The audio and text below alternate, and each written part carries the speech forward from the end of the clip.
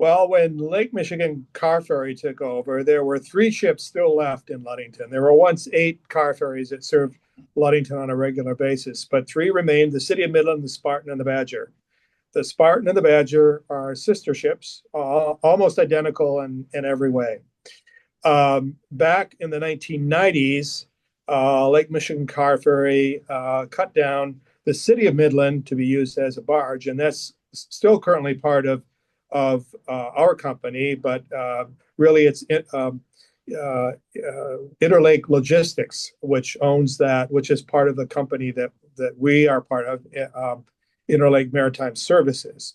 So that operates specialized freight on the materials on the Great Lakes.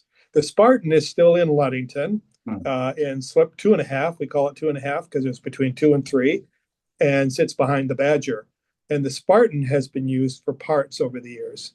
We're dealing with two ships that are 72 years old, and you can't go to a parts store and get pieces of a ship. So the Spartan has served as the resource, the warehouse for keeping the Badger operating. Well, that makes sense. You have to get parts somewhere and 70-year-old ship. What is it, do you think, Tom, that's romantic about ships? I only sailed on it a couple times, but do you have a sense of what people have said, why it has some kind of nostalgia and romance crossing the lake? Well, our ship retains some of the original or all of the original technology. It's a coal-fired steamship. And you just can't experience that anywhere else in the world now. This is the largest coal-fired steamship left. And so for some, they wouldn't know the difference. If you're going aboard the ship, it's a form of transportation across the lake. But for those who are looking for a unique experience and know that it's steam powered, can appreciate what it takes to get that ship across the lake every day. We've back in the 1990s when Lake Michigan Car Ferry took over, many amenities. Of course, these were built as railroad car ferries. They were designed to haul rail cars, 32 rail cars across the lake. But that no longer is an option. So passengers became the focus in the 1990s.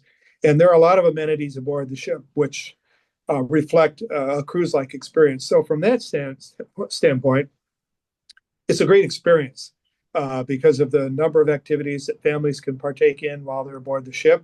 Or if you don't want to do that, you can go sit out on the deck. And when you're in the middle of the lake, you won't see land. So you begin to understand the size and the breadth of the Great Lakes.